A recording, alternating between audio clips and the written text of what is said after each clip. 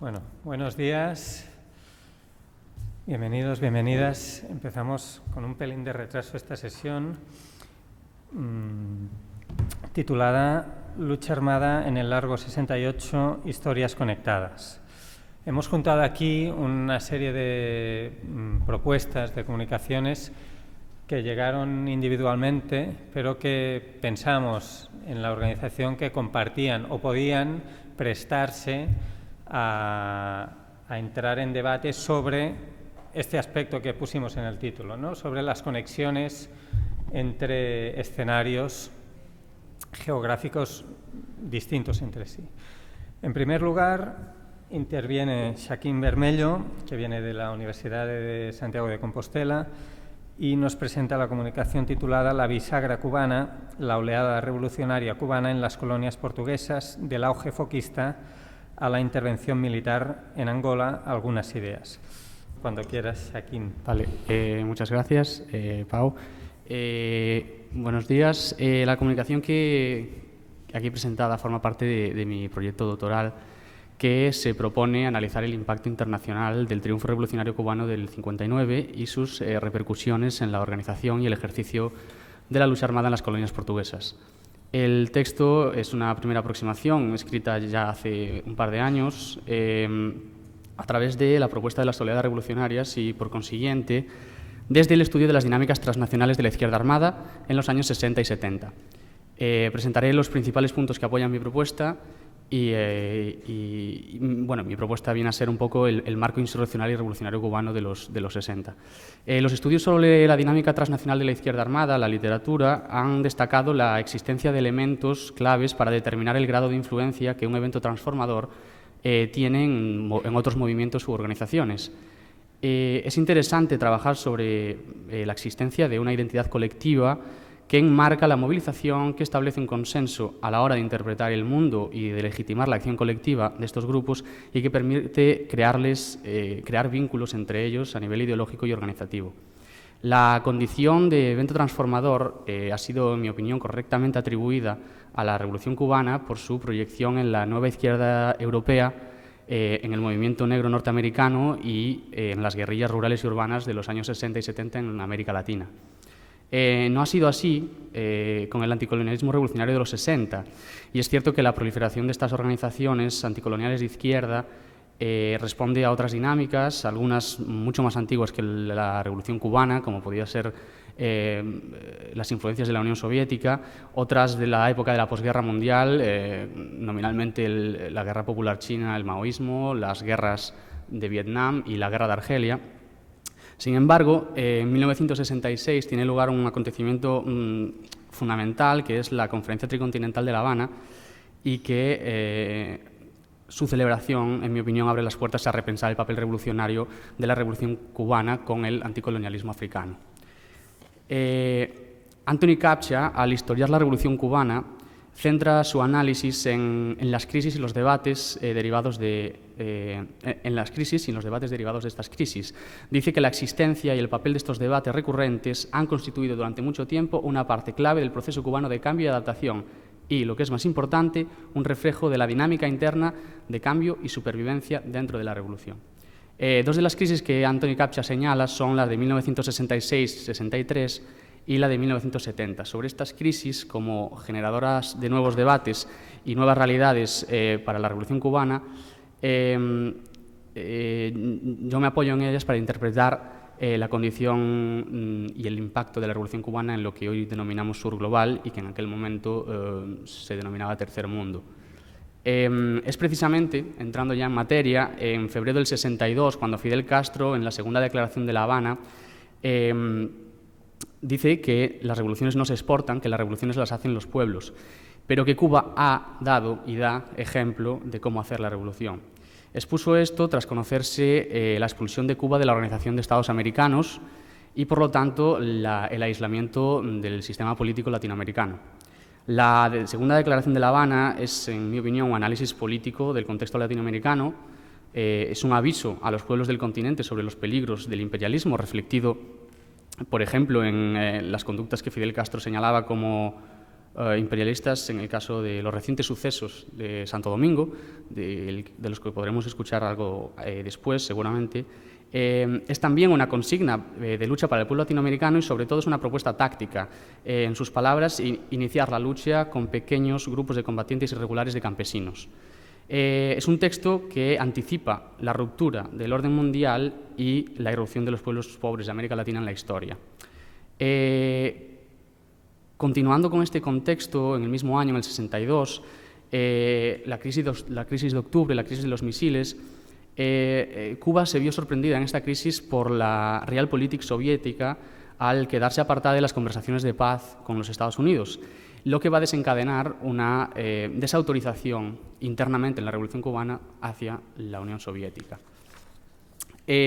Por lo tanto, junto a las diferencias crecientes con los soviéticos, llegaron en esa época ataques desde los Estados Unidos, llegaron debates sobre un nuevo sistema económico socialista y un clima de gran movilización civil en defensa de la revolución. La búsqueda de sistemas alternativos en la economía también se verá reflejada en los marcos estratégicos de la revolución y están íntimamente relacionadas con la propia supervivencia de una revolución cubana que se veía aislada, ya no en el sistema de la política latinoamericano, sino incluso en el sistema mundial. Por lo tanto, la Segunda Declaración de La Habana sienta las bases de este nuevo marco estratégico al analizar que los soviéticos son un aliado indispensable económicamente, pero la coexistencia pacífica y las propuestas de los partidos comunistas latinoamericanos no benefician a la lucha de los pueblos de América por su liberación. Por lo tanto, el marxismo revolucionario cubano proclama la necesidad de una izquierda que reconozca formas más allá de dominación más allá de la clase. Y en los años sucesivos demostrará que el movimiento comunista se debe inclinar hacia luchas anticoloniales africanas, hacia las antiimperialistas como la de Vietnam y contra todo poder que no emane directamente del pueblo, como en la Segunda Declaración de La Habana analizaba Fidel Castro que ocurría con América Latina. La crítica a la insolidaridad soviética con las luchas del Tercer Mundo fue finalmente manifestada por Ernesto Guevara, en febrero de 1965 en el seminario de la Organización de Solidaridad de los Pueblos de África y Asia, celebrado en Argelia. Apenas 2 años antes, en el 63, habían abierto los cubanos una embajada en Argelia después de una operación de apoyo militar y político con el Frente de Liberación Nacional Argelino, del que hace una descripción muy detallada con muchas fuentes Piero Gleijeses. Pero yo me voy a centrar en el 65 en este caso porque se da un boom en la creación de embajadas cubanas, especialmente no, las más importantes son también aquellas que tienen una proximidad con las colonias portuguesas y donde se dan los primeros encuentros con las organizaciones anticoloniales que luchan contra Portugal.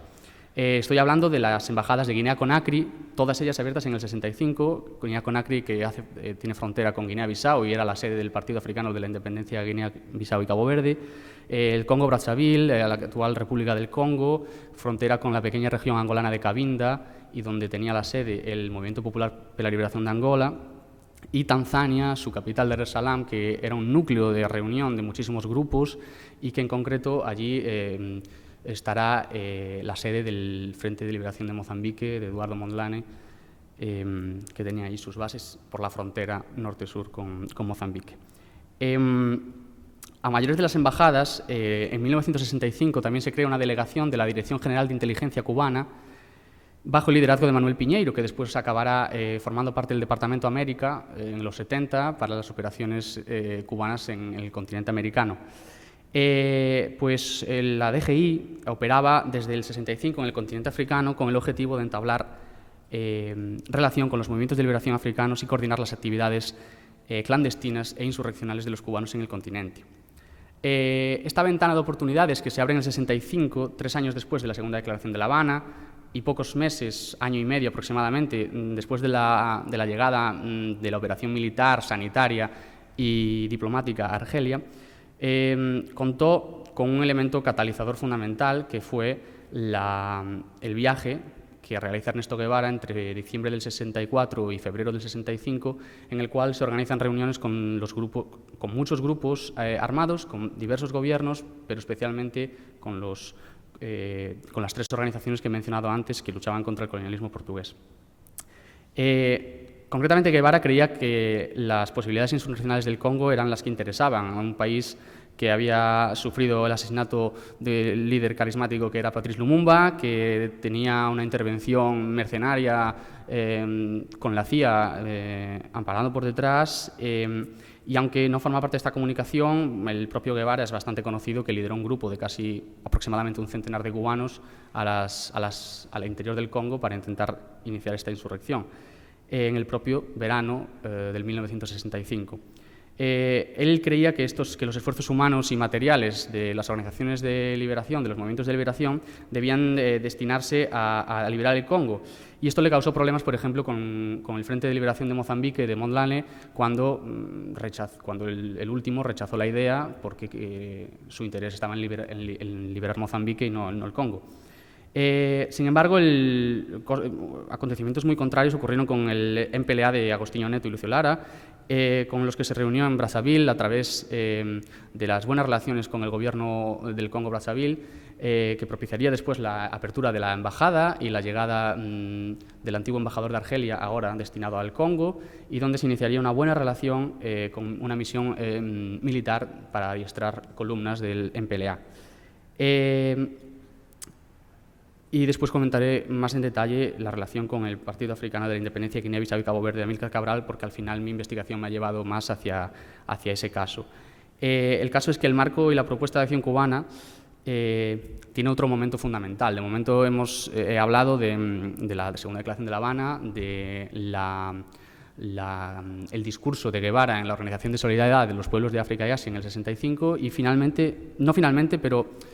otro punto fundamental es el mensaje a la tricontinental que realiza Guevara en el 67. Lo escribe en el 66, se publica en el 67, pero donde asientan los principios fundamentales y finales del proyecto revolucionario cubano iniciado en el 62 con la Segunda Declaración de La Habana. Solo que ahora ya no estaba limitado al continente americano, sino que se extendía al conjunto del tercer mundo. El texto fue publicado mientras Guevara estaba en Bolivia, un año después de la celebración de la Conferencia Tricontinental y en un momento en el que la Revolución Cubana, 1967, aún defendía las propuestas revolucionarias foquistas del argentino y las de Regis Debré, algo que con seguridad también podremos hablar después con las ponencias que me sucederán. El texto tuvo un gran impacto y de inmediato fue traducido a múltiples lenguas y en concreto inmediatamente fue traducido al portugués y publicado por el Departamento de Información y Cultura y Formación, por el Departamento de Información, Cultura y Formación de Cuadros del Partido Africano por la Independencia de Guinea-Bissau y Cabo Verde. Pero no únicamente Cuba es la protagonista de la tricontinental, encontró aliados fundamentales tanto en Argelia como en líderes concretos con historias muy interesantes como Ben Barka. Pero, sin embargo, yo me quisiera centrar en Amílcar Cabral, que, aparte de ser el líder del PIGC, fue el portavoz de la representación de las colonias portuguesas, de las fuerzas anticoloniales del África portuguesa en la tricontinental. Y en su discurso, Cabral insistía abundantemente en la necesidad de una lucha pensada y ejercida por el pueblo de Guinea y Cabo Verde, pero la mayor parte de su intervención consiste, al contrario que la mayoría de las que se habían escuchado a lo largo de la conferencia, consiste en un análisis del colonialismo, del imperialismo y de las etapas futuras de la lucha de liberación, siempre hablando en clave propia, en clave de su lucha, pero es firme al señalar que la lucha armada es una necesidad propia del contexto, como lo fue para Cuba, como lo fue para Argelia, como lo estaba siendo para Vietnam, pero la consecución de los objetivos que promueve la tricontinental dependía estrictamente del ejercicio de la lucha armada de liberación en cada uno de los países participantes y no simplemente declarar la solidaridad con este país o esta lucha, con Vietnam, con Cuba, sino ejercer la lucha. Y eso, para mí, traza una línea clara entre aquello que decía Fidel Castro en la Segunda Declaración de La Habana, 4 años antes, cuando decía que el deber del revolucionario es hacer la revolución. Por lo tanto, la Revolución Cubana en este momento asentaba las bases para dar un debate sobre la hegemonía de los principios de la lucha armada en el tercer mundo. Este proceso sería continuado con la creación de la revista Tricontinental en el 67, con la celebración de la OLAS también en el 67 y el debate contra los partidos comunistas por la doctrina revolucionaria y la separación de la doctrina de los partidos comunistas, y en el Congreso Cultural de La Habana del 68. Realmente desconocemos hasta dónde pudo haber llegado dicho debate, porque hacia finales de la década la propuesta de la tricontinental y de los cubanos se topa con la nueva crisis que además menciona Captcha en el 70, que supone unos límites insorteables para esta propuesta. Bien, en primer lugar, el factor que hay que tener en cuenta para comprender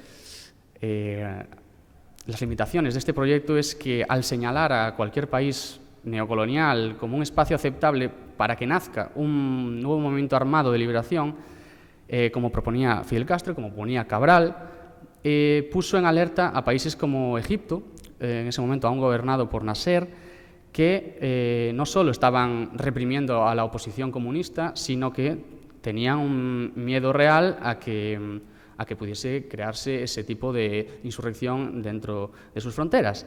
Y no estaban dispuestos a dar dicho debate. Y como ellos, muchos otros, porque la tricontinental no solo juntó movimientos de liberación, también había representantes de países. Daría para muchos más debates, porque casi la mitad de la conferencia son discusiones entre chinos y soviéticos, pero en este caso no me interesan a mí, tanto como las propuestas que tienen los cubanos y Cabral, pero el resultado de esa oposición de determinados países viene a ser algo similar a el aislamiento que aconteció en el 62, cuando Cuba es expulsada de la OEA y queda aislada del mapa político latinoamericano. Pero en segundo lugar, y retomando las crisis de Captcha, en concreto, Anthony Captcha establece la de 1970 y la define como una crisis condicionada por la sovietización de la economía cubana después de una importante crisis económica en ese mismo año, pero que se venía anticipando. Y el consecuente abandono de las propuestas de construcción alternativa de una economía socialista. Y, por supuesto, la adecuación a su marco político internacional, algo que en ese momento Cuba realmente estaba en firme oposición al marco que proponía la Unión Soviética. Pero, como digo, para mí las causas hay que buscarlas más atrás, y hay que buscarlas en la muerte de Guevara, para empezar, en el 67, cuando es asesinado y cuando su propuesta revolucionaria, el famoso foco guerrillero, es cuestionado no solo internacionalmente, sino internamente en Cuba también. Comienza a ser cuestionado y la estrategia cambia. Este cambio de contexto para mí es fundamental, no solo por los motivos que nos propone esta mesa, sino por lo que supone para el futuro de la relación con las organizaciones de las colonias portuguesas, teniendo en cuenta que en ese momento Cabral aparece como un agente fundamental para Cuba. Y para explicar este contexto y la evolución hasta llegar a la guerra de Angola, y muy brevemente, voy a poner 3 ejemplos y acabo. 3 ejemplos de lo que sucede después. Con el MPLA, con los angolanos, con la organización de Agostinho Neto, habían comenzado en 1965 esta formación de cuadros militantes, formación de columnas militares que tendrían que entrar en Angola y crear un foco, y están recibiendo ese adiestramiento desde 1965 hasta 1968, cuando abruptamente, y después de varios fracasos y muchas muertes, los cubanos dejan al MPLA y se retiran. Y no volvió a haber un cubano en territorio africano junto a un militante del MPLA hasta 1974, cuando se destinan allí a 2 importantes miembros de la inteligencia y del ejército para preparar la Operación Carlota. Eso en el caso del MPLA. En el caso del PIGC es diferente, porque hacia finales del 65, poco antes de la tricontinental, un grupo de caboverdianos, alrededor de la treintena, llega a Cuba para recibir instrucción guerrillera, con el objetivo único de prepararse para un desembarco en las islas de Cabo Verde. Las islas de Cabo Verde no habían iniciado la lucha armada solo se estaba dando en el territorio continental de Guinea-Bissau, y los caboverdianos habían decidido en el 63, en el Congreso de Dakar, que tenían por todos los medios que iniciar la lucha allí. Y consideran que los cubanos tienen los medios y tienen la idea para aprender de ellos, y los cubanos le hacen la oferta. Entonces, en el 65, poco antes de la tricontinental, van allí, Pero 2 años después, poco antes de la muerte del Che, como anticipándose a la crítica que después se va a hacer al foquismo, se dan de cuenta que el modelo cubano no les va a funcionar, no lo pueden imitar, no es posible coger un modelo y aplicarlo en otro país, y se van. No obstante, la ayuda había comenzado en el territorio de Guinea-Bissau de forma similar al de Angola, y continuará hasta 1974. Por último, el último ejemplo es la revista Tricontinental, que en 1967 comienza a publicar artículos y, a diferencia de otras muchas revistas cubanas, sobrevive a la crisis que empieza en el 68, sobrevive a los cambios internos de la ideología cubana al respecto de la economía, de la política, de la filosofía, y se perfila como una revista más política que doctrinal sobre las luchas de liberación del mundo. Y en concreto, en una investigación que he hecho yo, en concreto con la revista Tricontinental, he podido comprobar que el número de artículos destinados y enfocados en la descolonización portuguesa es, para el continente africano, la inmensa mayoría. Estamos hablando de casi un 90% de los artículos que publica la Tricontinental desde el 67 hasta el 75 tratarán sobre el anticolonialismo portugués. Y ya para finalizar, habría que hablar sobre la antesala concreta de Angola y de la Operación Carlota, pero bueno, no hay tiempo para eso. Habría que hablar sobre la identidad que intentan esgrimir los cubanos, ya adelantada por Cabral en la Tricontinental, del compromiso histórico que tienen los antillanos con los antiguos esclavos que venían de África y que ahora retoman el regreso a África para luchar contra el apartheid de Sudáfrica. No soy un experto en el tema, pero hay buenos artículos y buena literatura que podría recomendar. Pero mis conclusiones de este inicio de la investigación son que la Revolución Cubana tiene un relevante papel en múltiples dimensiones, en la dimensión de los repertorios de la acción colectiva de los años 60 para las organizaciones de las colonias portuguesas, también en la creación de los marcos de solidaridad internacionalista entre estas organizaciones y Cuba, como la Conferencia Tricontinental, y aun a pesar de la crisis de finales de los 60, yo creo que podemos ver el impacto cubano en estos espacios que se estaban formando para dar ese debate sobre la doctrina revolucionaria del tercer mundo, y donde organizaciones como el PGC y especialmente Cabral se perfilaban como un aliado muy importante. Y por mi parte nada más, gracias.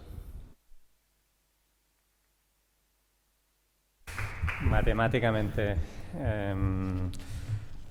circunscrito a tu tiempo, vamos a dar ahora la palabra al segundo comunicante de esta mesa, Adrián Feijóo, que viene también, no salimos del ámbito gallego, viene también de la Universidad de Santiago de Compostela, y que nos presenta una comunicación titulada La campaña guerrillera del movimiento 14 de junio y la respuesta del triunvirato, 1963-1965.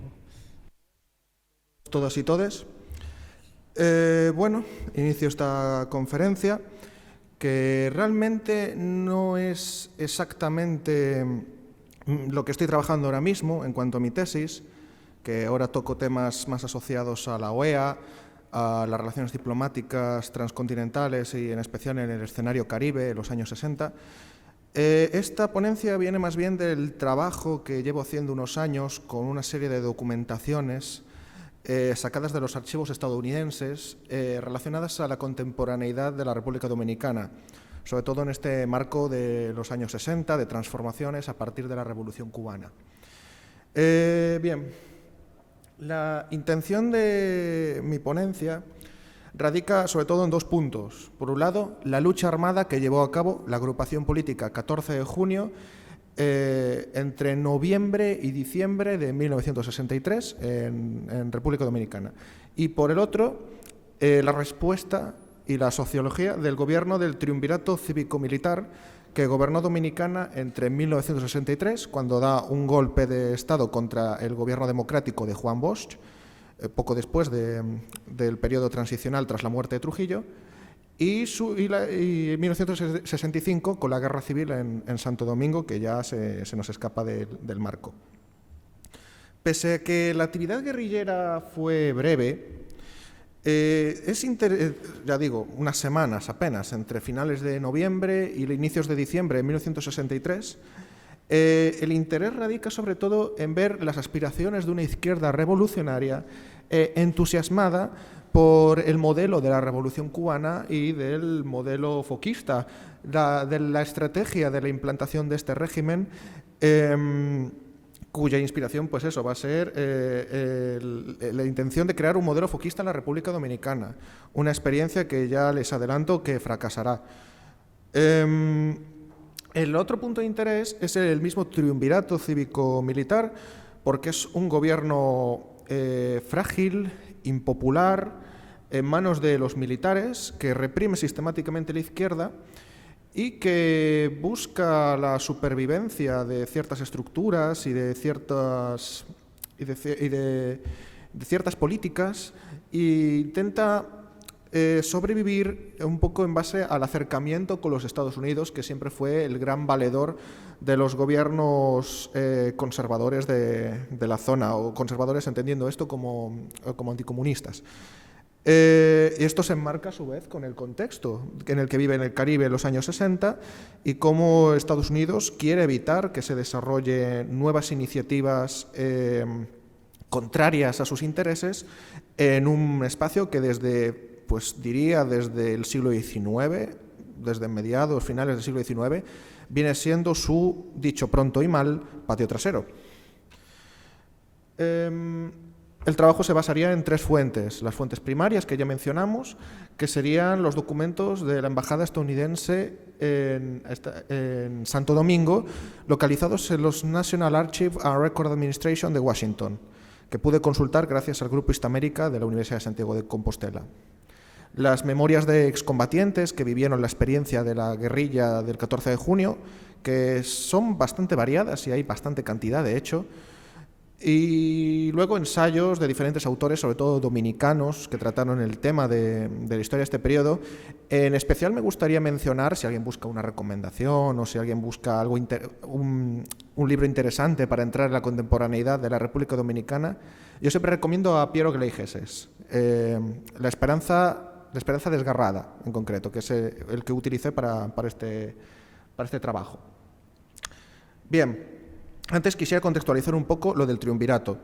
A la muerte de Trujillo, en 1961, se inicia una nueva fase política donde los elementos de la dictadura siguen conservando parcelas de poder, pero las fuerzas democráticas, tanto del interior del país como las del exterior, en Estados Unidos, en México, vuelven para intentar crear sus propios proyectos políticos. No voy a desarrollar mucho cómo fue la transición democrática de República Dominicana. Les puedo adelantar que es bastante más problemática que la española, porque los familiares de Trujillo intentaron conservar el poder, en especial su hijo Ramfis. Fueron expulsados tras una rebelión militar. Se dio un golpe de Estado por el presidente Joaquín Balaguer, y se instauró una junta militar que cayó. Y finalmente se creó un Consejo de Estado en 1962 para celebrar elecciones. Elecciones que se disputarían los únicos partidos de masas que existían en República Dominicana: la Unión Cívica Nacional, representante de las oligarquías tradicionales, y el PRD, o Partido Revolucionario Democrático, que era, digamos, el principal partido de oposición contra lo que suponía Trujillo. Gana estas elecciones Juan Bosch, un progresista procedente de la oposición exterior, anticomunista, y que lleva a cabo una serie de medidas sociales y económicas, una reforma constitucional que no gusta ni a las oligarquías tradicionales, la llamada gente de primera, la Iglesia Católica, ni a los militares.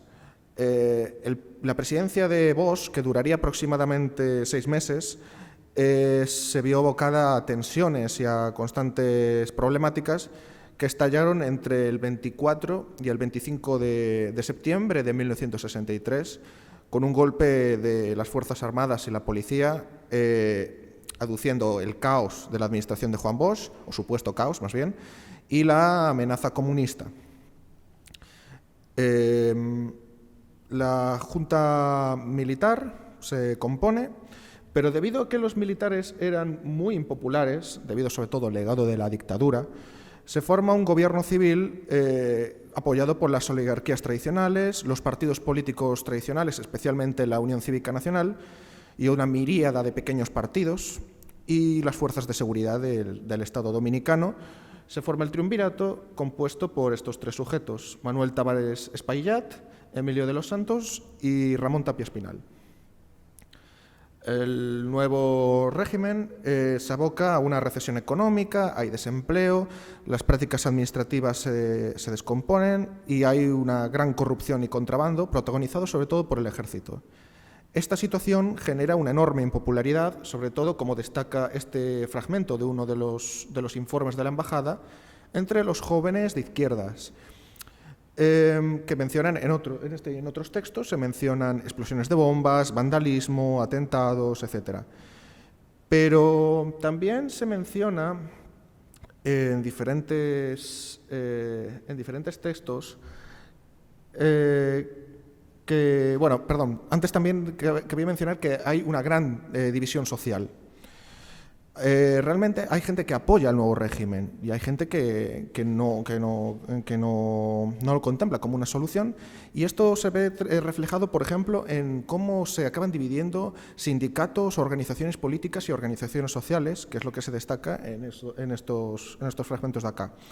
Pero lo que quiero decir es que realmente, pese a que existía este sentimiento antigolpe, antitriunvirato, realmente esto no se tradujo en una acción a gran escala. Por muchas manifestaciones que hubiera, por muchos ataques que hubiera, por muchas contestaciones que hubiera a nivel de la calle y a nivel de ciertas sociologías, sobre todo, como ya mencioné, jóvenes de izquierdas, realmente no se tradujo en una respuesta, digamos, más directa o más organizada, que pudiera amenazar, digamos, en un corto plazo, la estructura del gobierno del triunvirato.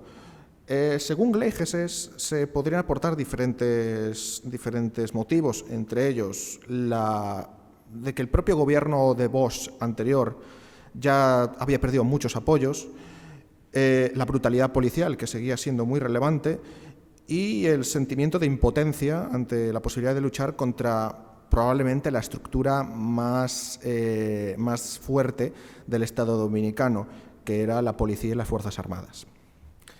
Entonces, el triunvirato llevó a cabo una serie de políticas represivas, prohibió organizaciones de izquierdas como el PSP y el MPD, modificó la ley antiterrorista hasta un punto que las propias autoridades norteamericanas consideraron excesiva.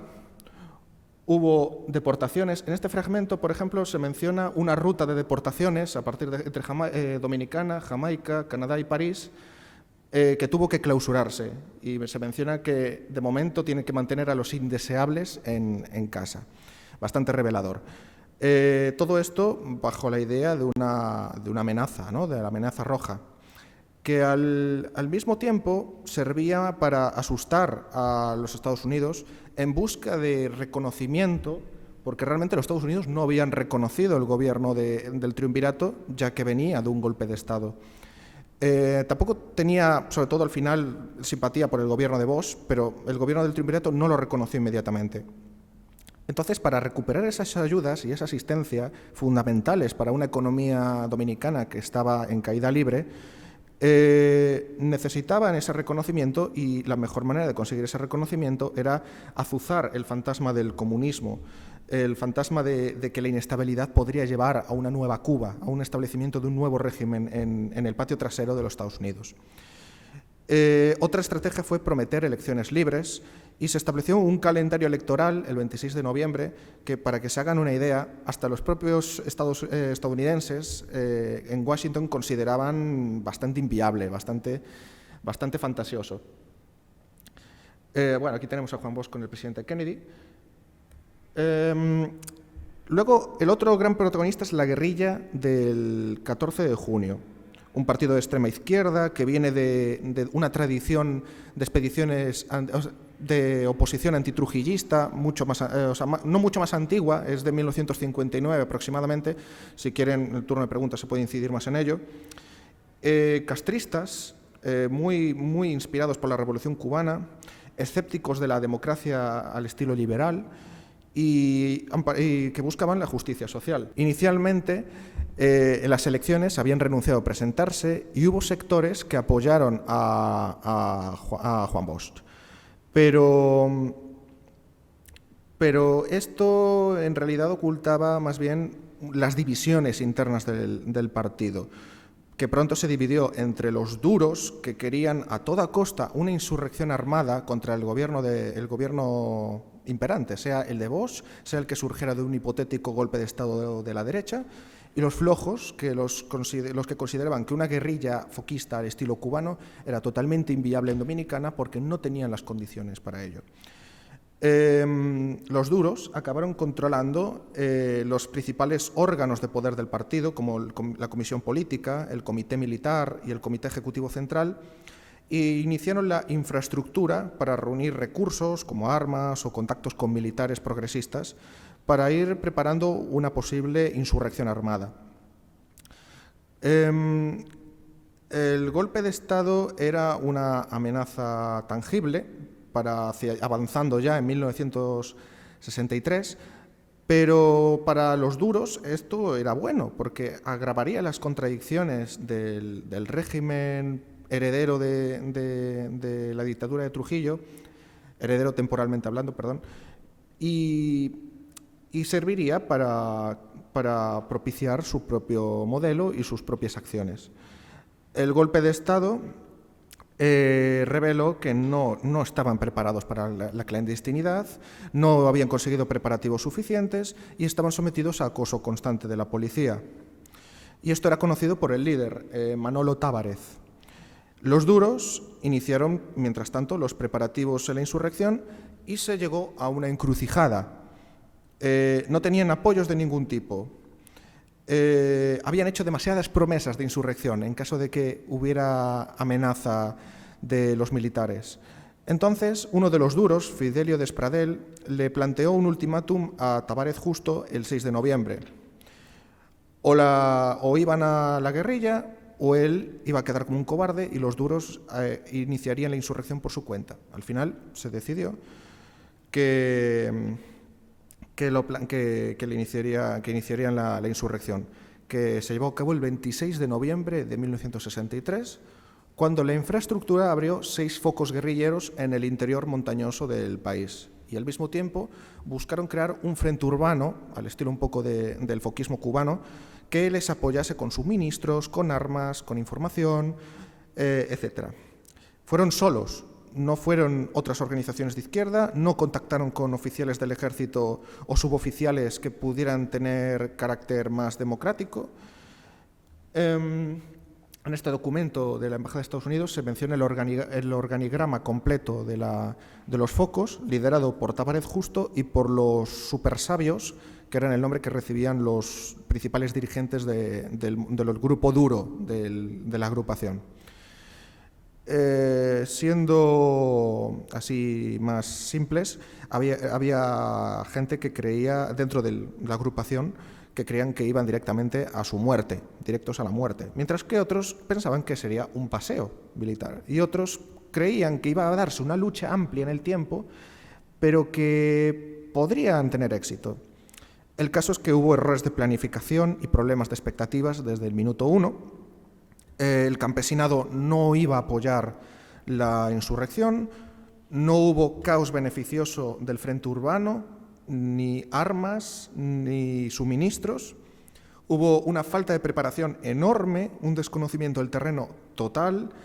Para que se hagan una idea, aquí como anécdota, mencionan uno de los militantes de la agrupación, de los supervivientes, que en la montaña uno de los soldados preguntó dónde se iba al baño, en medio del monte. Y había gente que no sabía usar un arma y se habían lanzado a la guerrilla.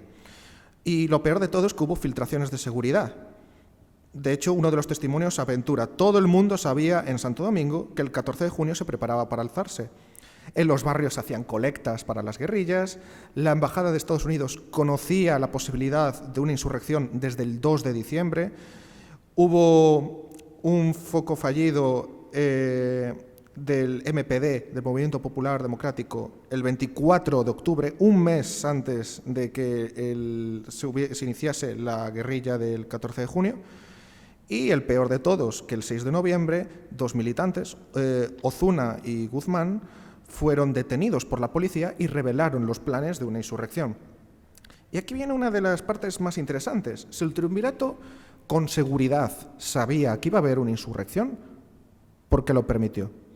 Tanto uno de los militantes, Leandro Guzmán, como Piero Gleijeses, mencionan que, como posibilidades, que la guerrilla podría asustar a los Estados Unidos para ver que podría instaurarse un gobierno a lo cubano en Dominicana, y al mismo tiempo también podría favorecer que las fuerzas conservadoras, que ya estaban empezando a tener relaciones conflictivas, se aglutinasen otra vez en torno al triunvirato.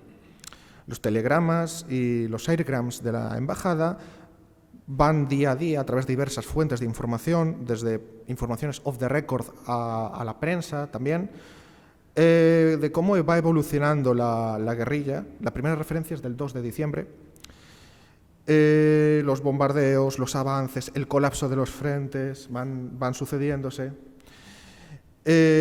hasta que queda solo uno, el foco comandante Enrique Jiménez Moya, que ya acosados, bombardeados, sin suministros, desmoralizados, etc., finalmente deciden rendirse. Estaba liderado por Tavares Justo, el líder del 14 de junio, que bajan el día 21 de diciembre a Alto de la Diferencia, un pueblo de la zona, y el destino de Tavares ya estaba sellado desde los despachos del triunvirato, porque fue ejecutado con sus 14 compañeros que habían bajado con él y fueron enterrados en una fosa común, sobre todo para tranquilidad de los Estados Unidos, que consideraban a Tavares como un potencial nuevo Fidel Castro. De hecho, este acto fue denunciado por el presidente del triunvirato, Emilio de los Santos, que renunció a la presidencia del triunvirato con el ascenso de Donald Rey Cabral, que sería, digamos, otra fase del triunvirato hasta la Guerra Civil de 1965. Como consideraciones finales, cabe destacar que la insurrección del 14 de junio, inspirada por el foquismo, tanto en la idea de violencia armada para buscar la implantación de un nuevo modelo político, como las estrategias del foquismo, también estaba inspirada por la tradición insurreccional entre 1947 y 1959 en la República Dominicana. Los problemas de planificación fueron extensos, los recursos faltaban, la situación política y social era completamente desfavorable, pero aún así consiguieron abrir y mantener relativamente estables 6 focos en el interior del país, lo cual lleva un poco a la reflexión inútil a nivel historiográfico, pero un poco para alimentar la imaginación. ¿Qué hubiera pasado si los focos se hubiesen mantenido y se hubiera conseguido librar batalla con mejor preparación o con mejor apoyo? Y finalmente el triunvirato fue un régimen impopular basado en la corrupción y en el control militar, que para garantizar su supervivencia debía acabar con la amenaza de la izquierda revolucionaria, conseguir ayuda económica exterior y diplomática, sobre todo de Estados Unidos, y reducir el conflicto entre sus propios sectores políticos para poder sobrevivir. Y la insurgencia y la aniquilación de la guerrilla sirvieron para ese propósito.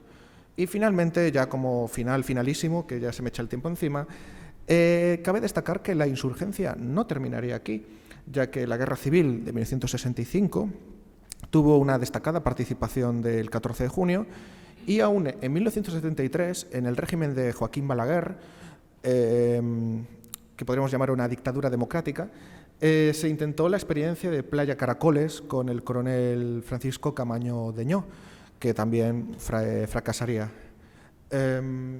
Muchas gracias por su atención, y luego en el turno de preguntas, si puedo aclarar dudas, estaré encantado de hacerlo.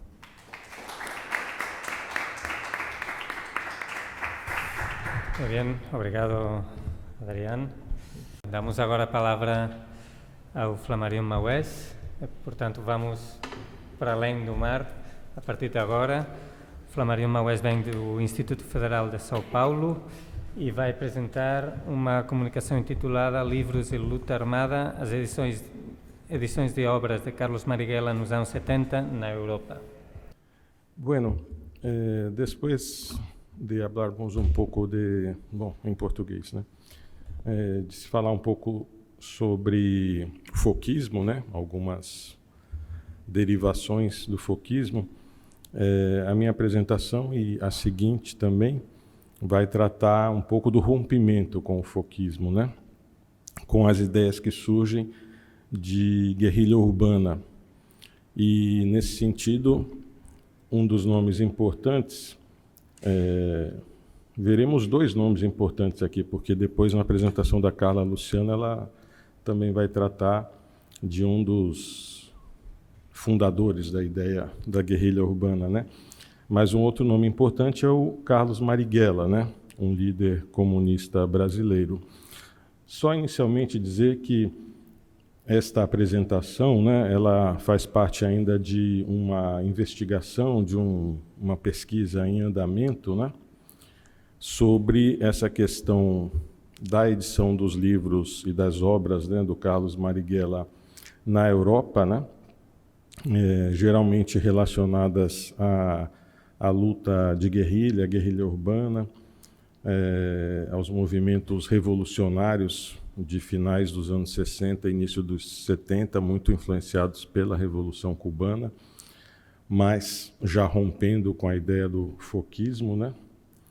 E eu, dentro da minha linha de pesquisa, me foco na questão editorial, né? Ou seja, como algumas dessas obras foram publicadas, chegaram até a Europa, no caso, quais os caminhos editoriais para que isso acontecesse, né?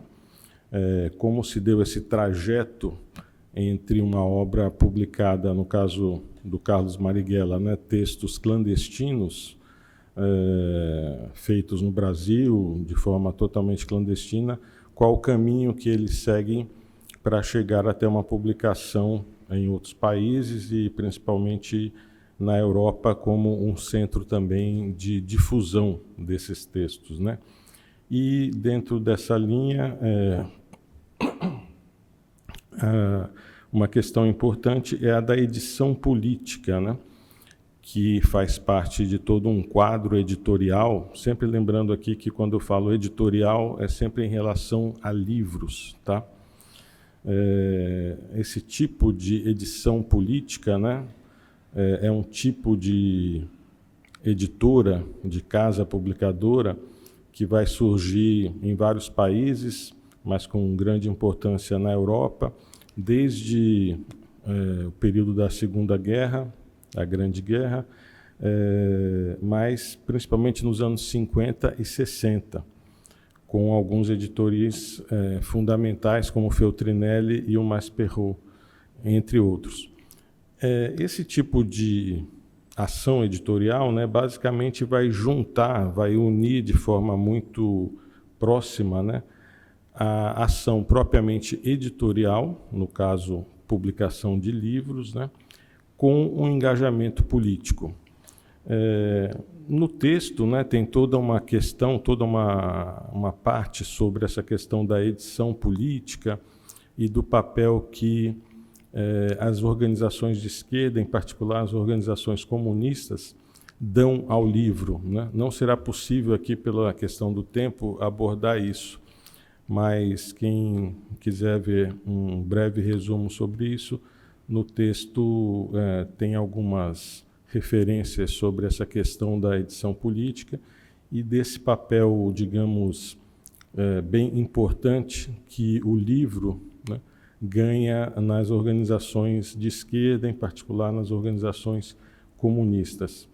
E só uma observação rápida, né, o livro sempre se caracterizou, ou quase sempre, como um instrumento de debate, de formação política, de trocas intelectuais, de debates, de polêmicas, né?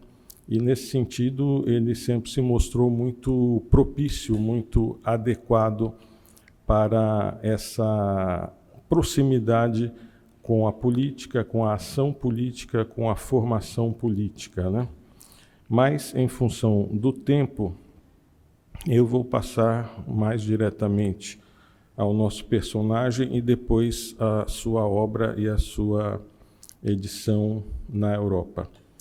O Carlos Marighella foi um líder comunista importante do Brasil, do Partido Comunista Brasileiro, né, que durante décadas foi o partido de esquerda mais importante do Brasil, apesar de praticamente ilegal durante quase toda a sua existência.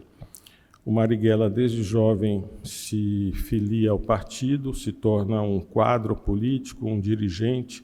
Inclusive, no breve período em que o partido foi legal, ele foi eleito deputado federal pelo partido, né, em 1946. E essa é uma questão importante, né, porque, como lembra um filósofo brasileiro que tem se dedicado a pensar sobre a obra e o personagem Marighella, né? O Marighella é um líder político, é um dirigente político do Partido Comunista que opta pela luta armada aos 55 anos de idade, já depois de uma longa trajetória dentro do partido, um partido que tinha uma tradição de aliança com setores da burguesia nacional brasileira, né? Então, ele é um quadro político, partidário, experiente e que, de forma, digamos assim, bastante pensada, rompe com o partido, rompe com esse tipo de ideia política de aliança com setores da burguesia e opta pela luta armada. E a luta armada que o Marighella pensa para o Brasil é a luta armada rural. No entanto, a organização que ele funda, né, que é a ALN, a organização que é liderada por ele a partir de 67, 68, Aliança Libertadora Nacional, nunca conseguirá colocar em prática a guerrilha rural. Fará, isto sim, uma série de ações de guerrilha urbana nos anos de 68, 69 e depois também, 70, 71, 72, principalmente no Rio de Janeiro e São Paulo, as duas maiores cidades brasileiras, né? Então, basicamente, grande parte dos textos produzidos pelo Marighella se dão sob o quadro organizativo da ALN e não mais do PCB, né? A principal obra do Marighella, que vai ser conhecida internacionalmente, é o Mini Manual do Guerrilheiro Urbano, como a gente vê nessa edição portuguesa de 75, muitas vezes publicada com o nome de manual. O título original é Mini Manual, até porque quando essa obra surge, ela surge como uma obra ainda em desenvolvimento, né? E a primeira publicação clandestina se dá em setembro de 1969, lembrando que o Marighella é assassinado 2 meses depois, né? No começo de novembro de 1969. Era uma obra clandestina destinada a circular entre os militantes da ALN. E uma obra coletiva, feita coletivamente, mas que é dada, digamos assim, a autoria para o Marighella. Certamente ele contribuiu muito para essa obra, mas não era de fato o seu único autor, mas acaba sendo oficializada a autoria dele, apesar desse trabalho a várias mãos, né? O Mini Manual, qual vai ser o grande destaque dele, né? Ele é uma obra que visa realmente a um uso prático, né? A ideia dele é ser realmente um manual de formação do guerrilheiro para ações urbanas, porque recolhia as experiências da ALN até aquele momento. Quais eram essas experiências? Ações nas cidades do Rio e de São Paulo. Então, ao contrário das obras já conhecidas do Mao Tse-tung, Guevara, Regis Debray, relatos da experiência da Guerra do Vietnã, que descreviam experiências de guerrilha urbana, o manual vai trazer uma orientação para o treinamento, para a formação de guerrilheiros para ações urbanas, né? E, de certa forma, ele trazia uma nova perspectiva para a luta guerrilheira em vários países, né? Em que se começavam a criar ou começava a surgir grupos que tinham uma característica urbana, né? E aí é uma questão também de o Marighella, o mini manual surgem pouco depois, né, da morte do Guevara, e de certa forma vão significar também uma espécie de continuidade das ideias de luta armada, apesar de numa perspectiva diferente, né? Como vamos ver de forma mais aprofundada na próxima apresentação, o Marighella, a ALN, não inventaram a guerrilha urbana, né? Já havia experiências anteriores, acho que inclusive se pode falar até da resistência francesa com algumas ações urbanas, mas principalmente da Guerra da Argélia, né? Guerra de libertação da Argélia. E havia já uma obra publicada de um espanhol, Abraham Guillen. Essa obra, me parece, foi publicada primeiro no Uruguai, em que ele tratava da ideia de guerrilha urbana. Inclusive, é o título do livro publicado no Uruguai, acho que em 1966, né? Os textos, né, do Guillen são mais teóricos, são mais em defesa de uma ideia de luta guerrilheira em cidades, né? Enquanto o mini manual vai ser realmente um guia prático, né? A ideia de algo que ajudasse na formação imediata de guerrilheiros, em geral muito jovens, em geral muito inexperientes, e a obra visava ajudar uma formação rápida desses novos combatentes, de modo a que eles pudessem entrar em ação também rapidamente. De certa forma, era até uma obra esperada por vários grupos, podemos dizer assim, né?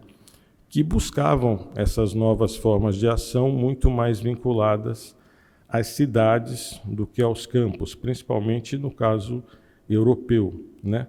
E, além disso, comparando com o Guillen, né, o Marighella era um líder político experiente, destacado, com uma ação pública na medida do possível, né, já que ele quase sempre esteve clandestino, né, mas que principalmente a partir de 67, com a participação dele na Conferência da OLAS, em Cuba, né, começou a ter uma certa projeção internacional. E como a gente vê nessa reprodução de um diário brasileiro, né, era considerado o inimigo público número 1 da ditadura a partir de certo momento. As origens do mini manual, então, dizem respeito a essas experiências, né? Ela era quase uma cartilha, ela visava a um uso muito prático. Aqui a gente tem um facsímile do que seria a primeira edição clandestina, né? Uma edição de 100 exemplares feita em 1969. Como é que começa a projeção internacional do Marighella e dos seus textos, né? Houve aquela primeira participação na Conferência da OLAS, em 67. Nessa ocasião, o Marighella ficou, acho que 2 meses em Cuba, então ele ficou muito mais tempo do que o tempo da conferência, pôde fazer muitos contatos, né? Mas depois, foi em 69, com uma entrevista que ele concedeu a um jornalista francês, Conrad Detré, que ele começa a ter uma projeção internacional maior e, no caso, na Europa, né, com uma entrevista nessa revista Front, que sai em 1969, em novembro de 1969. E, quase ao mesmo tempo também, a publicação de textos da ALN e do Marighella na revista dirigida pelo Jean-Paul Sartre, Tempos Modernos, né? Uma revista muito importante na época. Então, o nome do Marighella começa a ser difundido na Europa como um líder político, um líder guerrilheiro, e a sua obra vem junto, né? Então, começam aí edições. Vai ser muito importante o papel da editora Feltrinelli, né, na Europa. A editora Feltrinelli vai publicar a revista Tricontinental na Itália. Vão haver outras publicações na Itália também, tudo isso ainda em 69, né? Depois, em 1970, há um outro momento importante, né, com a publicação dessa obra, Por la Liberación do Brasil, que é uma obra publicada inicialmente pela editora, me desculpem a pronúncia, Seil, da França, e é uma obra censurada na França, né, por conta de ser considerada uma pregação da violência, da guerrilha. E isso gera uma reação muito forte de editores franceses, que gera esta segunda edição que aparece aí, em que 21 editores franceses se reúnem para confrontar a proibição, fazendo essa nova edição, e com isso há um debate sobre esse tema, e o livro e a obra do Marighella acaba ganhando também um destaque, né, por conta disso. E, além disso, junta-se o fato de que a língua francesa acaba sendo uma língua mais propícia à difusão internacional desses textos, né? Mas, sem dúvida alguma, o papel do Feltrinelli, né, foi bastante importante. A editora dele era uma editora muito importante do ponto de vista político e muito forte também comercialmente. E, além disso, o Feltrinelli tem uma trajetória realmente diferenciada, né, que vocês devem conhecer. Ele era um herdeiro de uma fortuna enorme, criou uma editora muito poderosa, se tornou um militante de extrema esquerda e dirigente de um grupo armado na Itália. E ele, inclusive, morre numa ação terrorista, né, colocando uma bomba numa torre elétrica. Então, a Feltrinelli vai ter um papel muito importante também nessa difusão.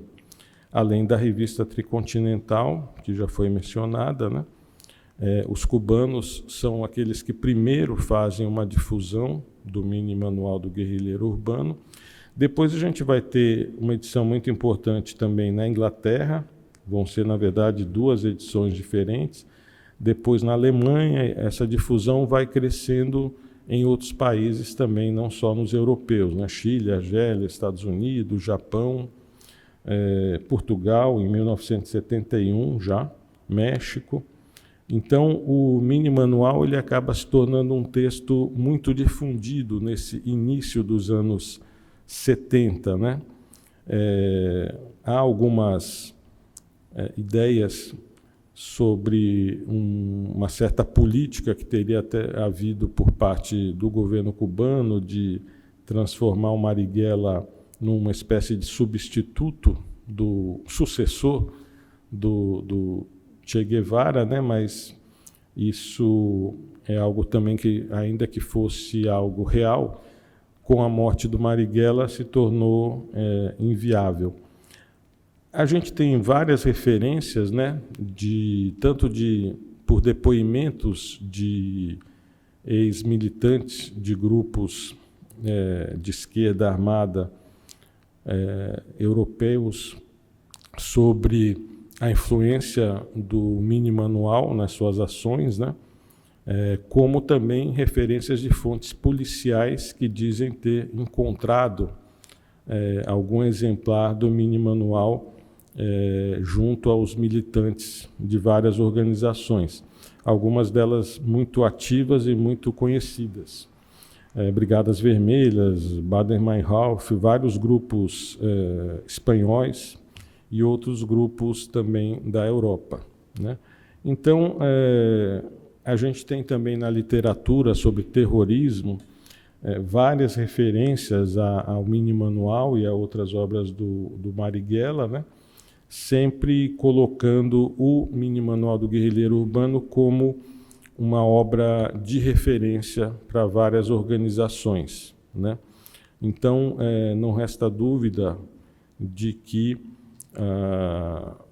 a influência da publicação de alguns textos do Marighella, em particular do Mini Manual, ela foi efetiva em grupos europeus, e não só europeus, né? Nos anos 70 principalmente. Então, basicamente a ideia na sequência dessa pesquisa é tentar entender exatamente como esses editores, né, chegaram até o Marighella, os textos dele, os seus interesses ao fazer essas edições, e entender a edição, os livros, como um instrumento dentro da luta política, né? A gente tem uma figura como o Feltrinelli, que é muito simbólica, né? Mas, para além dele, vários outros que também têm, digamos assim, uma participação destacada nesse âmbito. E outras questões discutimos, então, depois. Obrigado. E vamos encerrar já o turno das intervenções com a apresentação da Carla Luciana Silva, que vem da UniOeste, da Universidade Federal Fluminense do Rio, e que vai apresentar uma comunicação sobre a influência das ideias de Abraham Guillén na luta armada brasileira. Buenos días. Bueno, yo voy a intentar hablar español, a ver cómo me salgo. Aquí se dice que soy de UniOeste y UFI, porque cuando hice la inscripción no había pandemia, yo estaba haciendo un postdoctorado, creo que en 2019. Entonces ya terminé el postdoctorado, pero ahora soy docente en UniOeste, en Brasil. Bueno, voy a tratar de la influencia de las ideas de Abraham Guillén en la lucha armada brasileira. No es un trabajo sobre Guillén, pero es importante decir que hay una importante biografía de Guillén, que es Guerrilla y Autogestión, de José Luis Carretero Miramar, y que su trayectoria tiene mucho que ver con la lucha autogestionaria. Es publicado por el Instituto de Estudos Libertarios, que difunde su pensamiento, su obra, y creo que es muy poco conocido en Brasil. No se usa, solo se habla de Marighella y es, bueno, fue, yo diría, un hallazgo de la investigación, y voy a intentar enseñar cómo llegué en su importancia. Bueno, para que se ubiquen de mi investigación, ya publiqué este libro, A Revolução da VPR, a Vanguarda Popular Revolucionária. Si quieren, pueden entrar en el sitio de Editora Navegando y pueden bajar, hacer el download del libro, es gratis. Es un estudio sobre VPR. Estudiando VPR, llegué en Guillén. Y esta ponencia también se la publiqué, está más elaborada el tema de Guillén, de que en el libro, en este dossier, intelectuais e resistências ao autoritarismo na América Latina, em la revista eletrônica de ANPLAC, que é a Associação Nacional de Pesquisadores e Professores de História das Américas de Brasil. Então, se pode encontrar este trabalho allá. Bueno, então, como eu dizia, meu objetivo quando escrevi de esta investigação é a Vanguardia Popular Revolucionária, VPR, que foi um grupo de luta armada e resistência à ditadura que atuou de 68 ao 71 em Brasil e que teve membros que foram desorganizados e depois se reencontraram em outros países do Cone Sur, Chile, Argentina e Uruguai. Destaco os três porque para compreender que hasta el 71 en Brasil hubo secuestros de diplomatas y que algunos militantes que fueron hacia Argelia, México, Chile, y que después volvieron a se encontrar en Chile e intentavam se reorganizar para volver a la lucha. Pero eso no era más posible porque la represión estaba avasalladora y no había más. Los cuadros de militantes estaban muertos o presos, desaparecidos. Pero ¿qué va a hacer la represión? Intentar infiltrarse en esos grupos e intentar convencerlos de que la lucha seguía en el Brasil. Uno de los mecanismos que hacen es a través de la obra de Guillén. Yo descubrí eso en la documentación.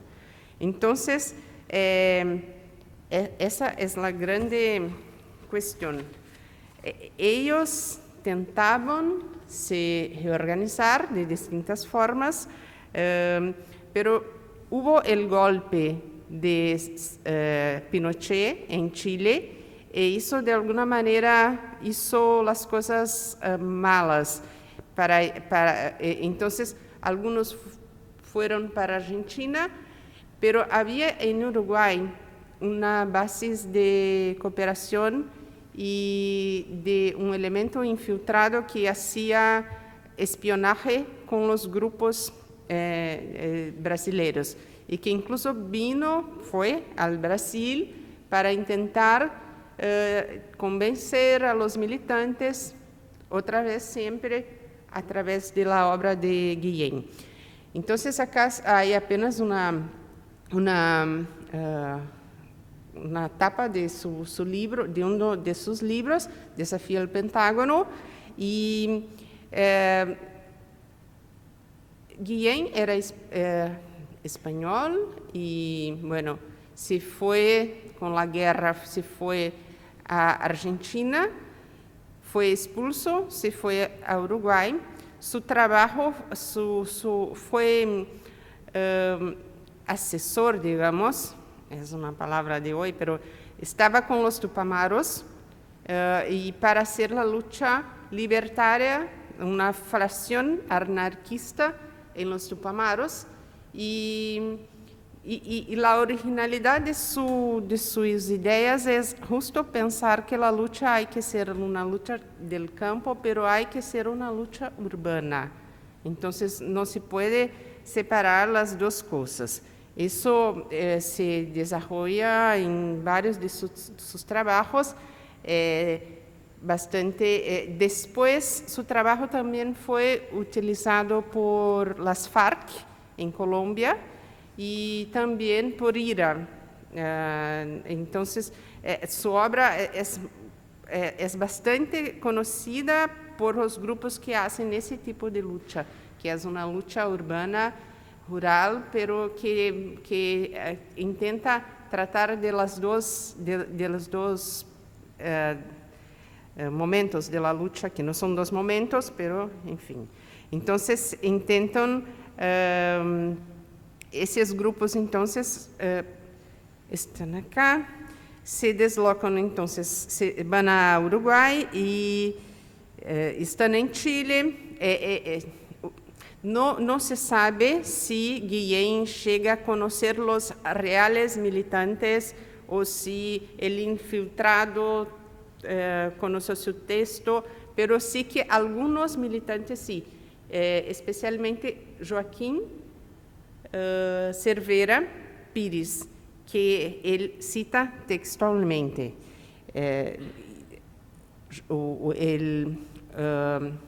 También él cita Carlos Lamarca. Lamarca era el líder del grupo VPR, pero Lamarca ha muerto en septiembre de 71. Entonces las cosas son muy rápidas. Los brasileños están en Chile. Lamarca, después de Marighella, Lamarca pasa a ser el enemigo número 1 de la dictadura, es muerto, no hay más lucha, digamos, pero la represión va a hacer ese trabajo porque sabe también que hay algunos militantes que eran líderes importantes que estaban en Chile. Por ejemplo, acá es un documento de la represión del Centro de Inteligencia Exteriores de Brasil, que dice Abraham Guillén, de 72, elemento de MLN, viajaría constantemente a Buenos Aires, por ejemplo. La policía del Uruguay sospecha que Guillén, no caso del secuestro de los Tupamaros, del director de acción, solo para enseñar que está sistemáticamente acompañando. Otro documento, Uruguay, actividades subversivas de Guillén, el escritor, teórico, guerrillero, expulso de Argentina, refugiado no Uruguay, assessor do Diário Acción, mais uma vez seguindo os passos dele. Esse é o documento mais importante para mim, que é quando é o relato del infiltrado, que hace un texto, son muchas páginas, donde narra cómo fue su trabajo en Brasil, que llegó con los grupos, los militantes que aún estaban vivos, de ALN y otros grupos más chicos. Y entonces dice, acá abajo dice, procurar influenciar con el nombre de Abraham Guillén, entregando crítica de este a los 12 puntos y el libro Desafío al Pentágono. Entonces, ese militante le llevó la obra para intentar hacer eso. Y acá traigo, entonces, el documento de Guillén, que estaba, como aparece en el documento de acá. Voy a leer unos tramitos aquí. Existe un impulso en la Revolución Brasileña desde el punto de vista político, ideológico, militar. Estos aspectos hasta el presente no han sido armónicamente, no se ha descubierto realmente las leyes políticas y estratégicas específicas de la Revolución Brasileña. Sin descubrir este camino claro, ancho, los pretorianos brasileños podrán quedarse mucho tiempo en el poder finalmente. Y así sigue. Acá está el texto que después en este artículo se puede saber cómo se encontrar. Ese documento original está con escritos a manos de Guillén, me parece. Está en un archivo en los Estados Unidos, está citado acá. Y hay varias versiones entonces del documento, pero ese que enseñé está así en el documento de la represión, cuando dice que la lucha hay que ser una lucha nacional. Aquí ha fallado la política y la estrategia por parte de los grupos revolucionarios, ya que la burguesía armada ha seguido oprimiendo, explotando al pueblo con más rigor. En las acciones revolucionarias no se debe uno separar de las masas. Y trae entonces el tema porque contra el vanguardismo de los grupos que debían hacer acciones también, porque hasta entonces, mismo cuando uno piensa en Marighella, y había ese debate en VPR, siempre eran dos cosas distintas: hacer expropiaciones en las ciudades para hacer la lucha en el campo. Pero el central de la lucha era en la lucha en el campo. Pero él está diciendo, la experiencia de los tupamaros nos muestra que no puede ser así, que la lucha hay que andar las dos juntas, digamos. Bueno, entonces acá el texto sigue quedó claro que solamente estos 12 puntos fueron usados para el infiltrado. Enseña cómo habla con uno, con otro, que discuten, que hacen algunos destaques, pero al final aceptan ese documento para una otra organización. ¿Qué va a pasar con ellos? Bueno, estos grupos son completamente muertos, chacinados por la policía, por las fuerzas represoras. Cervera secuestrado en Buenos Aires y fue llevado con otro compañero para Brasil, y en diciembre de 73, y es un desaparecido. Hay sospechas de que su cuerpo fue incinerado en una usina de cana-de-azúcar. Y después de VPR hay otra chacina que se pasa en el julio de 74 con el mismo modus operandi. Estes militantes são levados hasta Iguaçu, e em Iguaçu são 6 ou 7 desaparecidos também, hasta hoje não se sabe nada sobre eles. Para concluir, então, são desmantelados, assassinados, não temos elementos cabales também. O caso analisado apunta para a possibilidade... Voy a leer las conclusiones. El caso analizado apunta para la posibilidad de profundizar la lectura de la contribución de Abraham Guilhem.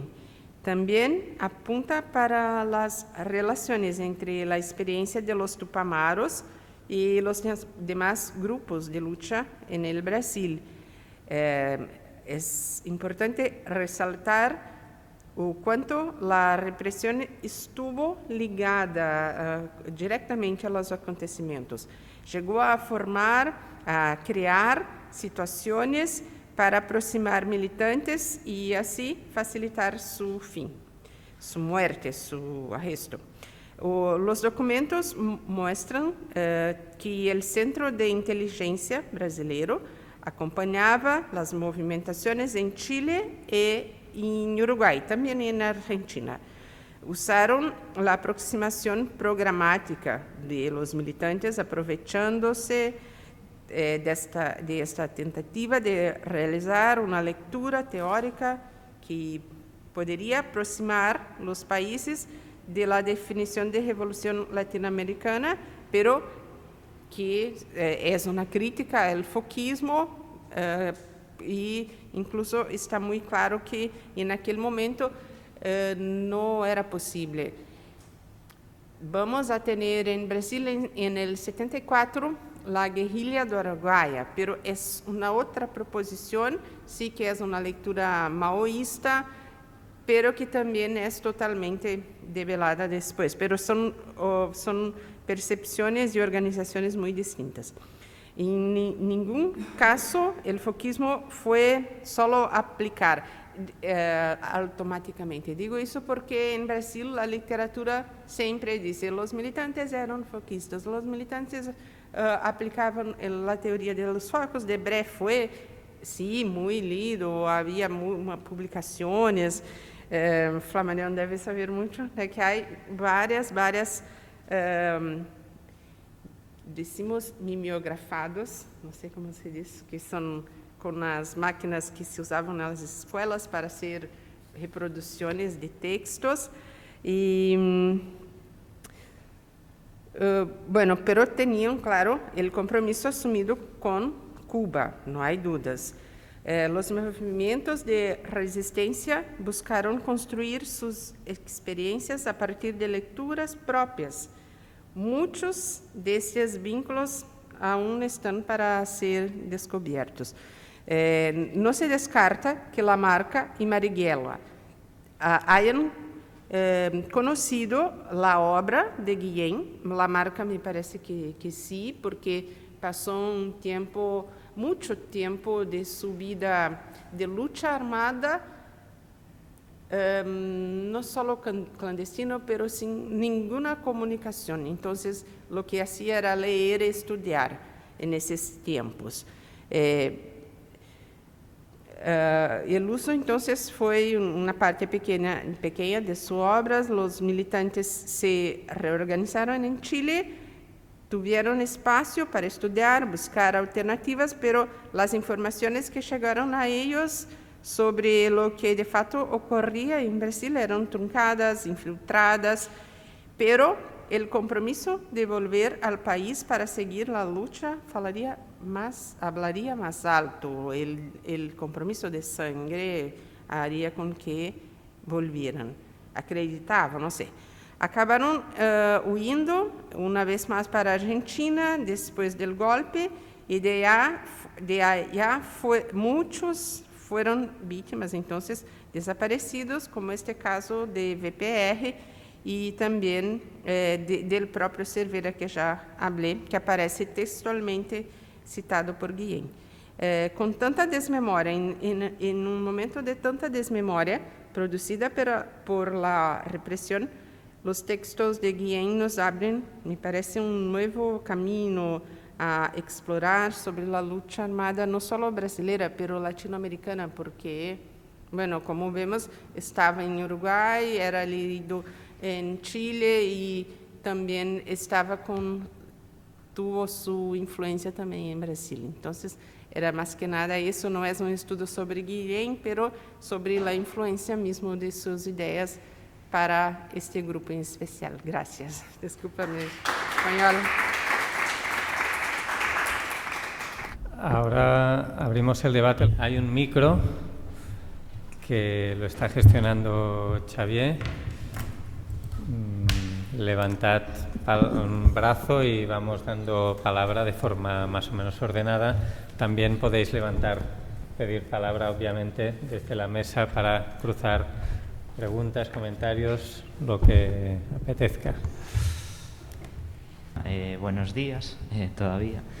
Que tenía diversas preguntas. Voy a empezar por llevar la contraria por el final para os nosos compañeiros do Brasil. Tiña unha questão geral, pronto, acho que a Elisao, que un dos dois pode responder de vocês, mas a miña questão é na direção das interrelações dos movimentos, o movimento que propõe Marighella e a sua relação. Gostaria de uma explicação em relação aos movimentos e teorias propostas por Marighella com os teorizagens prévios do Abraham Guillén.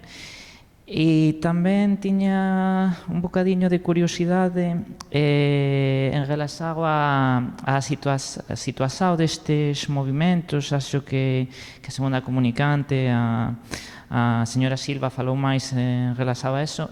Na súa situación nos exilios geralmente uruguaio e da Argentina, na Argentina e no Uruguai, até a súa persecuição final nos contextos dictatoriais, no Chile tamén, na ditadura do Pinochet.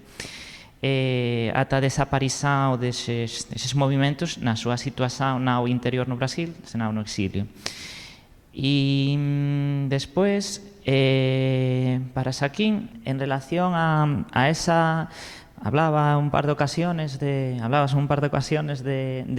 aumento, crecimiento de embajadas de Cuba a raíz de la consolidación del régimen del castrismo en Cuba, del aumento de embajadas en el territorio de África, en los distintos países que luchan por la descolonización.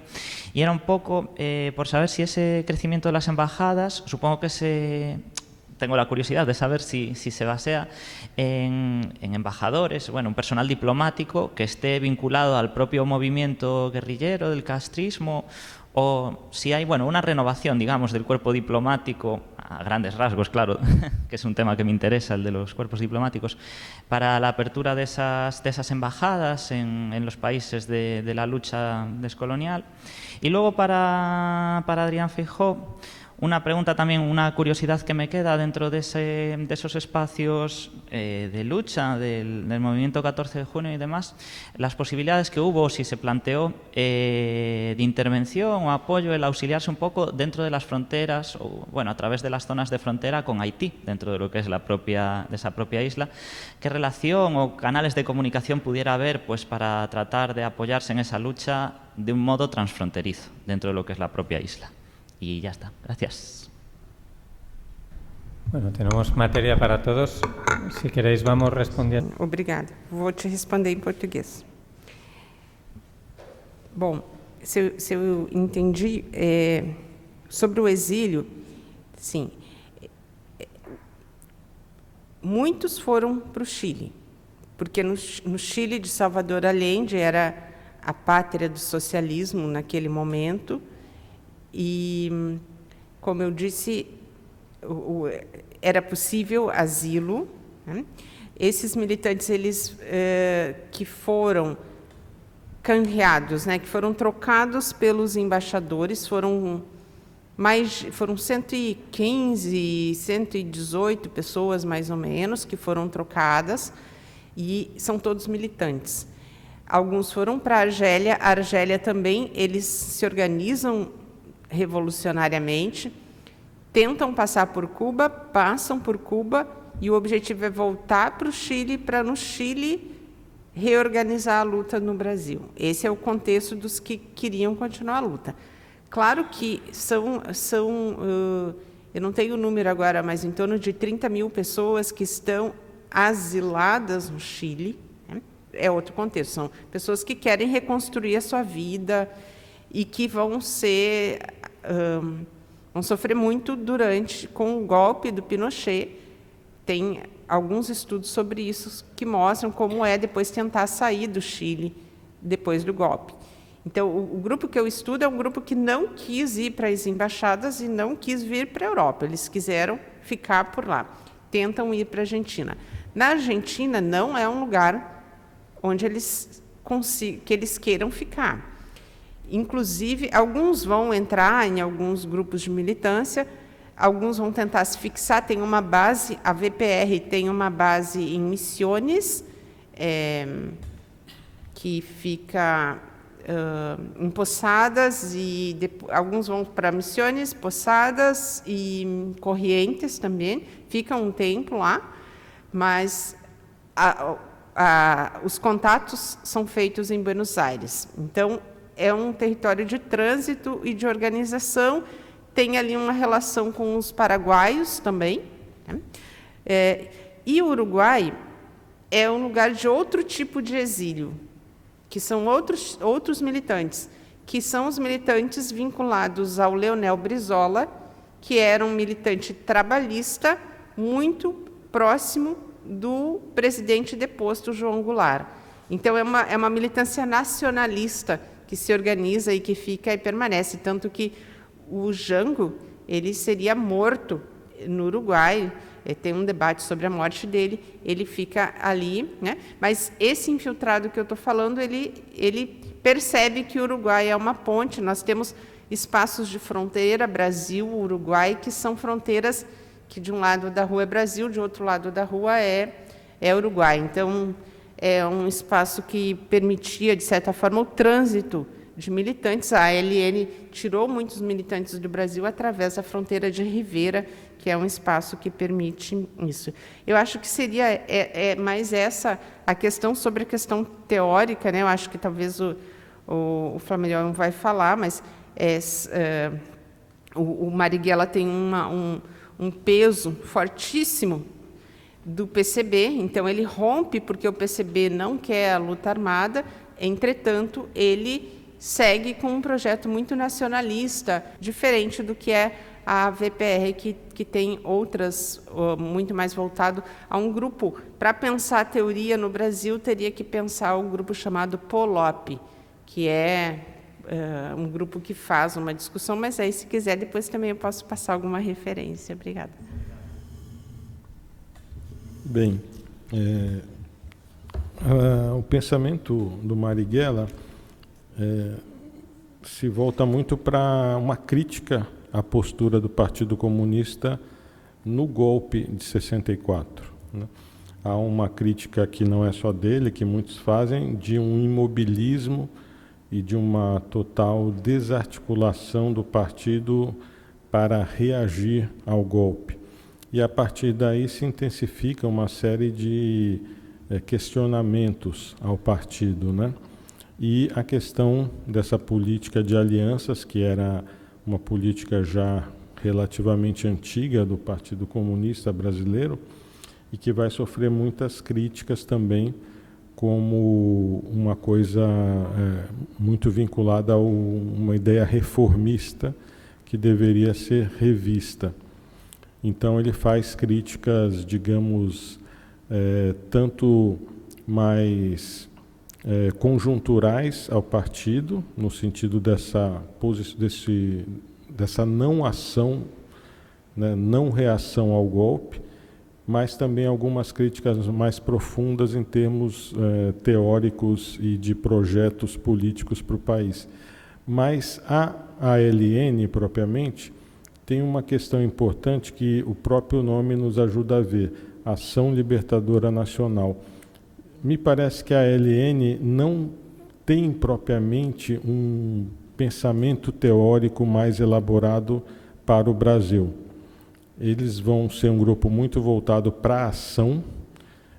De início, essa é a grande meta, fazer a revolução, fazer ações, inicialmente na cidade, depois no campo, mas no campo já numa perspectiva que não é a do foco, mas também não é maoísta, seria um outro tipo de guerra camponesa, com uma ideia de colunas que se desenvolveriam no território nacional, né? Mas do ponto de vista de um projeto nacional, a ALN acho que fica muito num pensamento ainda muito embrionário e mais ligado a uma ideia de independência nacional, de libertação do imperialismo, de fim da ditadura militar, e não chega a aprofundar propriamente um projeto político mais definido de médio e longo prazo. Acho que é isso.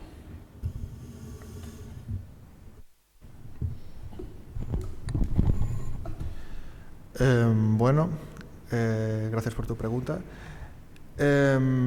A la pregunta de si hubo contactos con Haití por parte de la guerrilla del 14 de junio, y por extensión, por hacer la pregunta tal, si también el triunvirato tuvo relación con Haití, a las dos te puedo dar la misma respuesta, no lo sé. No desconozco. En la documentación que he consultado, las menciones a Haití son mínimas. De hecho, se habla más de Cuba que de Haití, y eso que Haití es su país vecino. Por poner en contexto, la relación entre República Dominicana y Haití es muy antigua, es muy compleja y es muy conflictiva. La época de Trujillo, por ejemplo, destacar la relación que, primero, el genocidio que hubo en la frontera haitiana en 1937, creo que fue, 1937, no me acuerdo ahora, en los años 30. Y luego la relación que mantuvo con los sucesivos gobiernos que hubo en Haití, creo que para el momento del triunvirato, o al menos para el momento en el que cayó el Trujillato y empezó la transición democrática, transición con muchas comillas, lo de transición democrática, en República Dominicana, creo que estaba el gobierno de Duvalier, de Papa Doc, que era un gobierno pues dictatorial, apoyado en la violencia y de características muy similares al de Trujillo. Entonces me inclino a pensar que no ayudaría a la insurgencia castrista del 14 de junio, pero tampoco sé muy bien cuál era su relación con el gobierno del triunvirato, que a priori podría ser un aliado más deseable o al menos más con posibilidad de entenderse. Sí que hubo contactos diplomáticos, eso seguro, pero no te sabría ofrecer ahora mismo un retrato muy extenso de cómo sería su relación.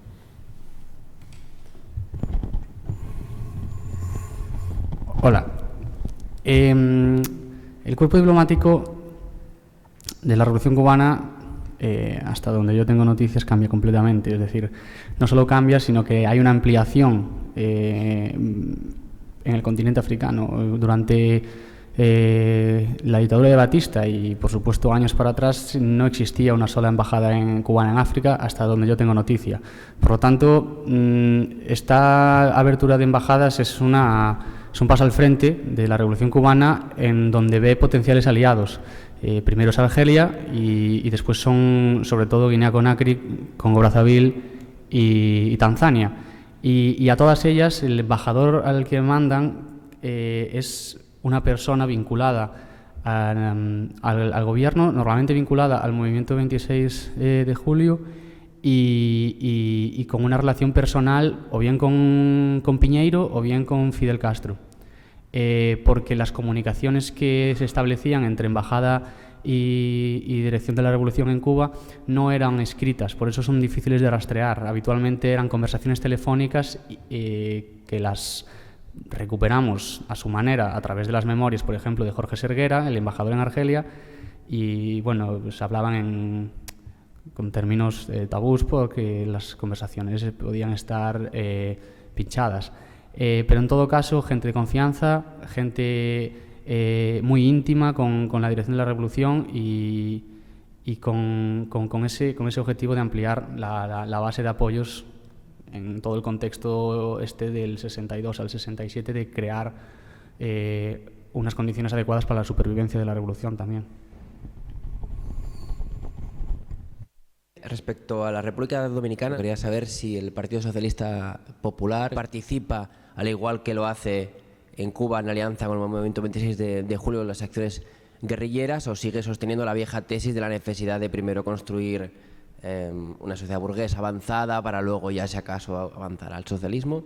Y respecto al resto de ponentes, sí que me gustaría un poco que comentarais brevemente, estoy pidiendo un imposible con la hora que es, hasta qué punto existió un debate, una controversia respecto a la tesis clásica, entre comillas, del foquismo o la inspiración guevariana con las tesis chinas, ya que, como se ha planteado, por ejemplo, Marighella, que es verdad que no rompe con el PCdoB cuando se crea a principios de los 60, pero sí que, digamos, de alguna manera tiene que participar de todo ese debate respecto a si guerra popular del campo a la ciudad, foquismo en las ciudades, guerrilla urbana, etcétera, etcétera. Y en el caso africano, yo no sé si especialmente el Frelimo, que tiene menos relación con Cuba y por ende con la tesis soviética y siempre ha estado un poco más en un limbo, sí estuvo más tentado de implementar otro tipo de políticas insurgentes por las condiciones propias del país y por también estar en un hemisferio, entre comillas, un poco más hacia China. El PSP, que por cierto, tema de curiosidad, su origen son comunistas españoles que emigraron en Dominicana después de la Guerra Civil. O sea, no inventaron el comunismo allí en República Dominicana, pero fueron los primeros en estructurarlo y en organizarlo. Y eso lo reconocen los propios dominicanos. No participa porque sus tesis respecto a la insurrección armada son exactamente las mismas que el sector flojo de la agrupación política 14 de junio. Coincidían en el análisis de que lanzarse a una insurrección armada sin los apoyos, sin las condiciones, sin nada, básicamente, era una estupidez, era un suicidio. Entonces, no abrieron ningún foco, ni tampoco fueron contactados por el 14 de junio como posible apoyo. El Movimiento Popular Dominicano, por el contrario, intentó abrir su propio foco un mes antes que la insurrección, que creo recordar que eran, estoy hablando de memoria, pero 8 personas y un burro, literalmente era la descripción que leí, y fue detenido inmediatamente. Creo que ni hubo combate ni nada. Entonces, bueno, eso fue un poco la experiencia de los otros grupos. Con respecto del maoísmo versus foquismo, por ejemplo, un gran espacio donde se podría seguir un debate de ese calibre sería la Conferencia Tricontinental, en la que participaron soviéticos, chinos, cubanos y muchísima gente.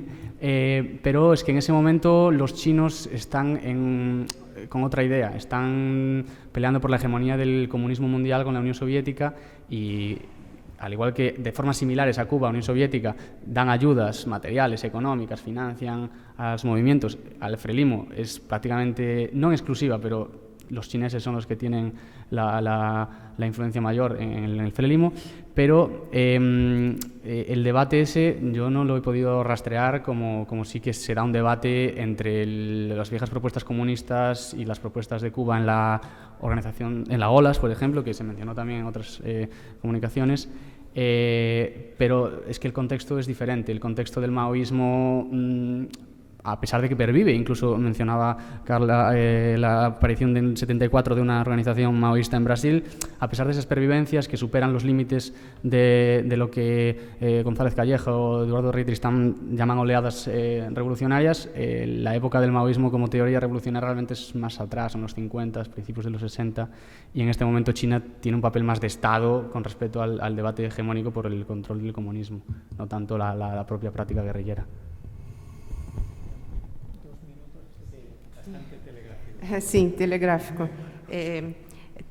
Tem que entender no Brasil que houve uma ruptura do PCB, de linha russa, né, linha soviética.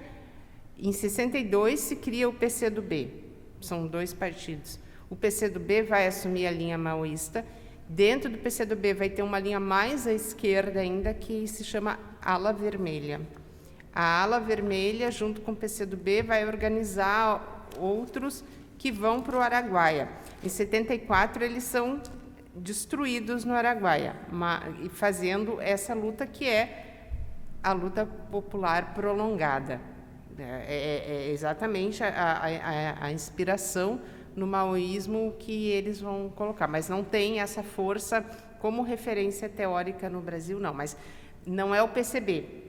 É o PCdoB que vai seguir essa linha. São 2 partidos.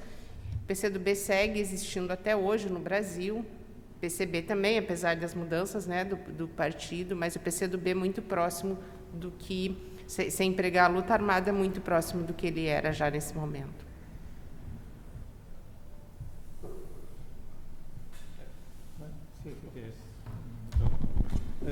Não sei se eu entendi bem. No Brasil, o maoísmo vai ter pouca influência. Praticamente é o PCdoB, somente em 62, né, que se torna um grupo com uma força muito reduzida, que abraça o maoísmo. Ao contrário, por exemplo, de Portugal, onde surgem várias organizações, né, no Brasil isso não acontece. E vai ter essa experiência da guerrilha do Araguaia, né, que vai ter essa inspiração no maoísmo, mas é talvez um caso único mesmo, assim, que ganhou importância porque, ao final, foi a maior experiência guerrilheira no Brasil, a do Araguaia, com todos os percalços que ela teve, né? Mas não é o único grupo, mas é talvez praticamente o único que segue o maoísmo, o PCdoB.